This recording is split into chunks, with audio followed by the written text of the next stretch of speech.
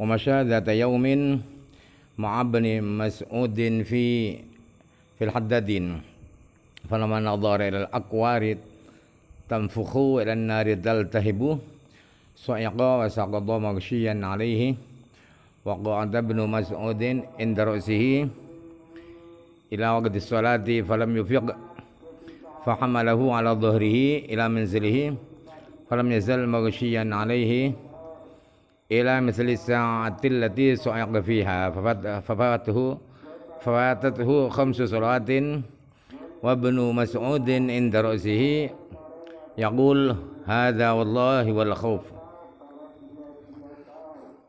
Artinya, pernah Rubai' bin Khaitham itu pernah berjalan-jalan suatu hari bersama sahabat Ibn Mas'ud di tempat para tukang pandai besi. Ketika beliau Rubai' itu melihat tungku api buat pandai besi itu sedang sedang tertiup angin dan melihat api di tengku besi itu membara, langsung beliau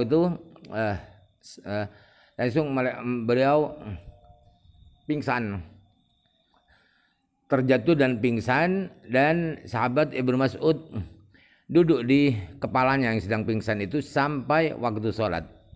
Ternyata sampai waktu sholat itu beliau belum sadar. Lalu oleh Ibnu Mas'ud digendong di punggungnya menuju rumah Rubai'. Ternyata belum sembuh juga, dia masih pingsan. Sampai jam kemarin beliau itu pingsan. Jadi misalnya jam 11 siang, jam 11 siang besoknya masih belum sembuh. Jadi beliau tidak sholat 5 waktu. Ibnu Mas'ud menunggu di kepalanya sambil berkata, kata Ibnu Mas'ud bahwa inilah takutnya Rubai' ini adalah takut yang sebenarnya, ail kamil, yang sempurna. Takut kepada Allah yang sempurna adalah takutnya Rubai' ini. Wa kana Rubai'un yaqulu ma dakhaltu bi salatin qaddu fa ahammani fiha illa ma aqulu wa ma yuqulu li. Pernah Rubai' bin Khaitham itu berkata, saya tidak pernah masuk ke dalam suatu sholat, artinya melaksanakan sholat sama sekali, kemudian ada sesuatu yang saya pikirkan, tidak ada lain kecuali apa yang saya baca. Bacaan-bacaan di sholat dari takbir Allahu Akbar sampai Assalamualaikum, itu yang saya fokuskan menjadi pikiran saya, dan apa yang akan dikatakan kepada saya besok di akhirat. Wa kana Amir bin Abdullah min khashi'il musallin wa kana idza shalla rubbama darabat ibnatuhu bid-dufi wa tuhaddithu an-nisa'u bima yuridna fil baiti wa lam yakun yasma'u dzalika wa la ya'qiluhu. Imam Amir bin Abdullah adalah termasuk orang-orang yang sholatnya khusyuk. Beliau apabila sedang sholat itu kadang putri beliau itu sampai menabuh rebana, menabuh terbang. Kemudian perempuan-perempuan yang lain ngobrol, ngomong macam-macam di dalam rumah beliau. Tetapi beliau tidak mendengar apa yang mereka obrolkan, apa yang mereka tabuh itu, beliau tidak tahu, tidak dengar, dan tidak memikirkan itu. Waqila lahu dzata yaumin hal tuhadditsu nafsuka fi sholati bi syai'in qala na'am bi wuqufi baina yadillahi azza wajal amun sarafi ihda daraini.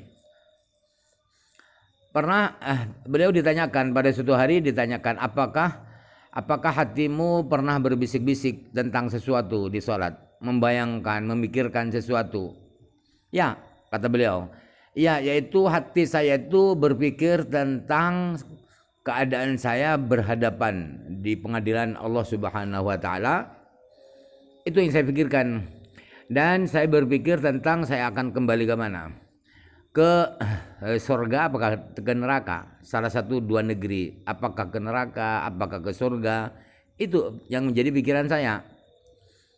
Qila fal tajidu syai'an mimma tajidu min umurid dunya, qala la an takhtalifal asinnatu fiyya ahabbu ilayya min an ajida fi salati ma tajiduna. Pernah beliau ditanyakan, apakah pernah engkau memikirkan sesuatu dari mimma najidu, dari apa yang kami pikirkan tentang urusan-urusan dunia. Apakah engkau pernah merasakan di tengah-tengah sholat urusan dunia, berpikir tentang urusan dunia? Beliau menjawab, sungguh tombak-tombak musuh itu seliweran di tubuh saya, mengancam ke jiwa saya di dalam pertempuran, itu lebih saya sukai daripada saya memikirkan, saya merasakan di waktu saya sholat apa yang kamu rasakan. Jadi mustahil saya berpikir tentang urusan dunia. Wa kana yaqulu law kushfal ghidha wa masdadtu yaqinan.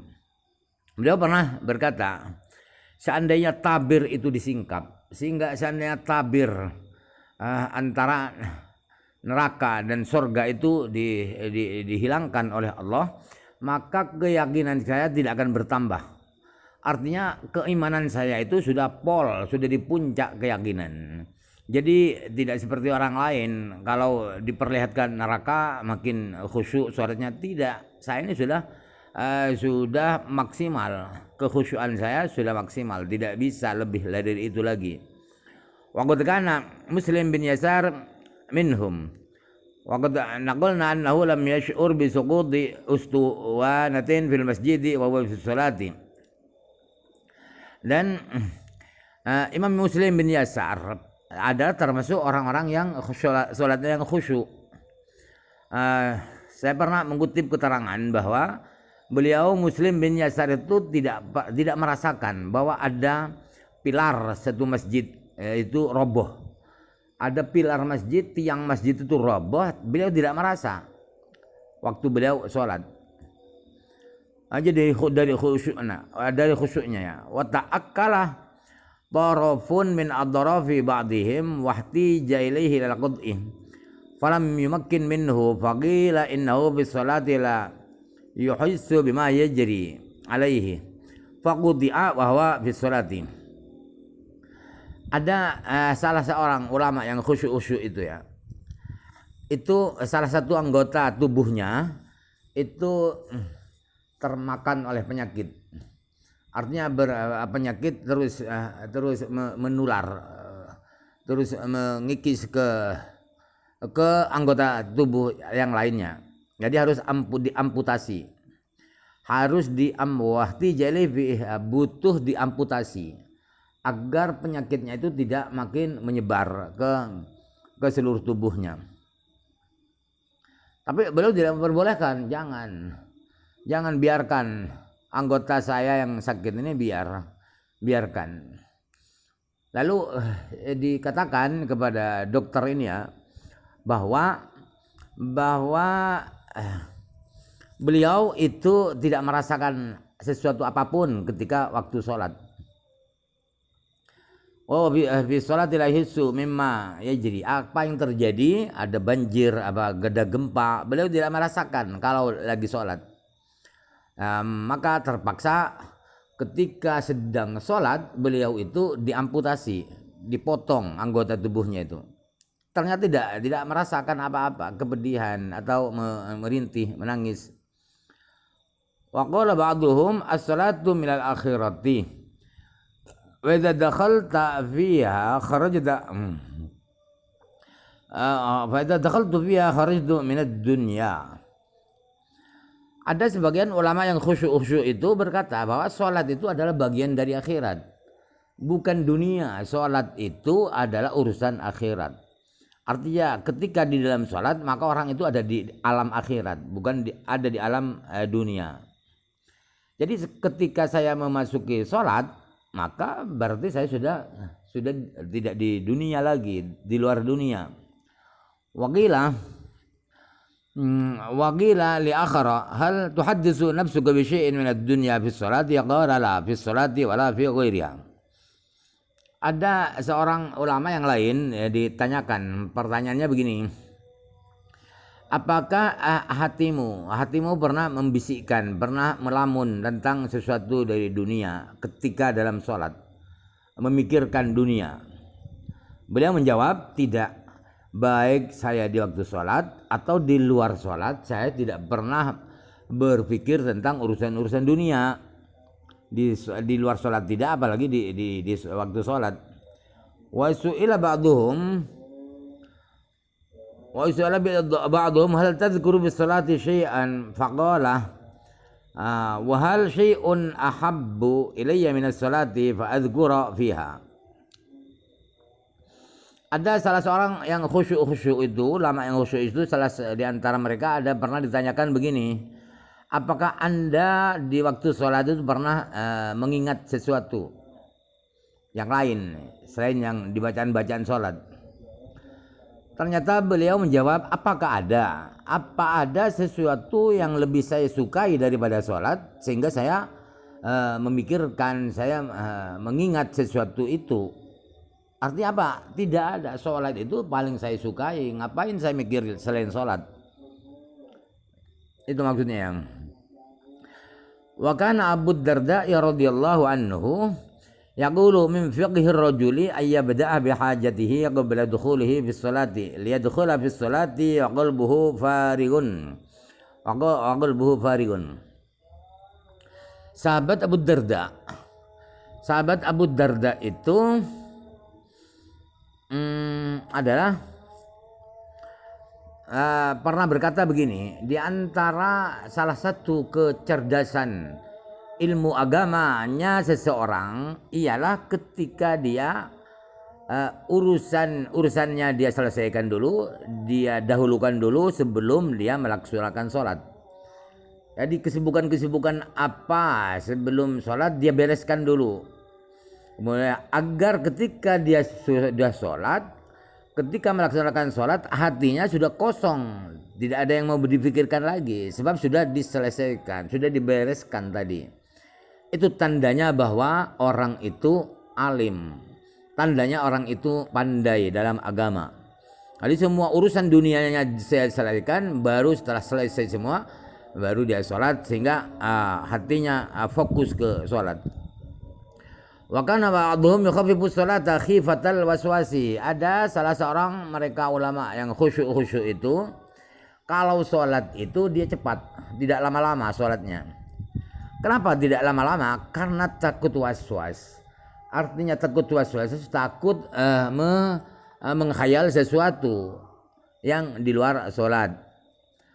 Wa uriya anna Ammar bin Yasirin shalla salatan fa akhaffaha fa qila lahu khaffafta ya bal yaqdan faqala hal ra'aytumuni naqastu min hududiha syai'an qalu la qala inni badartu sahwas syaitani inna Rasulullah sallallahu alaihi wasallam qala innal 'abda la yusalli salata la yuktabu lahu nisfuha wala thuluthuha wala rubu'uha wala khumusuha wala sudusuha wala usyuruha. Sebenarnya sahabat Ammar bin Yasir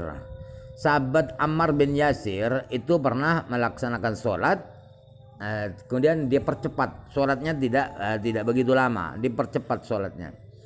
Lalu ada yang kritik, ada yang tanya kepada beliau, ada yang bilang, Anda tadi sholatnya wahai Bapak Yaqdhan, Bapak Yaqdhan itu kunyahnya ya, sahabat Ammar bin Yasir.